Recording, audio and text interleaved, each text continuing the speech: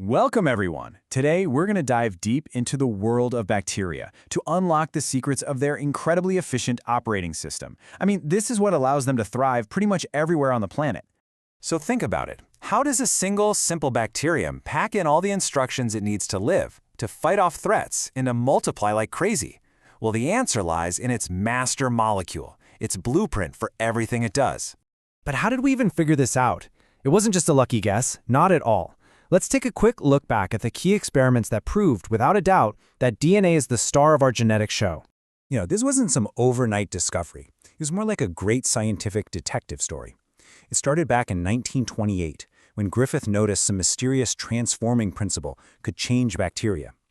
Then, in 1944, Avery, MacLeod, and McCarty finally identified the culprit. It was DNA. And the final knockout punch? That came in 1952, when Hershey and Chase used viruses to prove that DNA was, for sure, the true carrier of genetic information. All right, so let's break this down. Think of DNA as the master blueprint, locked away safely in a library vault. It's the permanent record, too valuable to risk damage. RNA, on the other hand? That's like making a quick, disposable photocopy of just one page, one recipe that you can take out into the workshop to actually build something. And you can really see the difference in their design right here. On the left, you've got DNA's famous double helix, that classic twisted ladder. It's double-stranded, which makes it super stable, perfect for long-term storage. Now, look at the RNA on the right. It's just a single strand. That makes it way more flexible and ready for action, exactly what you want for a temporary message. Now, before a bacterium can divide and become two, it has to do something absolutely critical: make a perfect copy of its entire cookbook. This whole process is called replication, and there is zero room for error. The method it uses is called semi-conservative replication. It sounds a little technical, but the idea behind it is actually really beautiful and simple. Each new DNA molecule conserves half of the original. It keeps one old strand and builds one brand new strand to go with it. And you can see exactly how it works here. The original parent helix unwinds right down the middle like a zipper. Each of those original strands then acts as a perfect template to build a new partner. It's an elegant system that guarantees you get two identical copies every single time. So in bacteria, this copying process unfolds in three main steps. It all kicks off with initiation, starting at one specific spot. Then comes elongation, which is the main event, the actual building of the new DNA.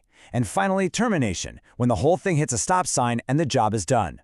But of course, this doesn't just happen on its own. There's a whole crew of molecular machines, these little enzymes that do all the work. You've got helicase, the unzipper. DNA polymerase is the star player, the master builder, who also proofreads its own work. Primase is like the ignition, getting things started. Topoisomerase keeps the DNA from getting tangled up. And finally, DNA ligase is the superglue that seals up any gaps. It's a team effort. Okay, now here is a really cool little detail. If you look closely, you'll notice the two new strands are actually built differently. The top one, called the leading strand, gets made in one nice, smooth, continuous piece. But the lagging strand is trickier because the building machinery can only move in one direction, so it has to build this strand backwards in a bunch of small pieces called Okazaki fragments, which then get stitched together. Okay, so this all leads us to a really fundamental concept in biology, something called the central dogma. It's the flow of information. First, DNA is copied, that's replication. Then a small section of DNA, a gene, is rewritten into an RNA message, that's transcription. And finally, that RNA message is used to build a protein, that's translation. DNA to RNA to protein. That's the flow. All right, on to step 2, transcription. So if replication was copying the entire cookbook, transcription is like going to one specific page and making a photocopy of just a single recipe. And that photocopy is, you guessed it, messenger RNA, or mRNA. It's the temporary working copy of a gene's instructions. It's designed to be a short-lived message that carries the plan from the DNA archives out to the factory floor of the cell. Now, while mRNA is the star messenger, it doesn't work alone. It's got a couple of crucial partners. There's transfer RNA, or tRNA, which acts like a little delivery truck bringing in all the raw materials. And then there's ribosomal RNA, or rRNA, which is actually part of the factory machinery itself. You need all three for what comes next.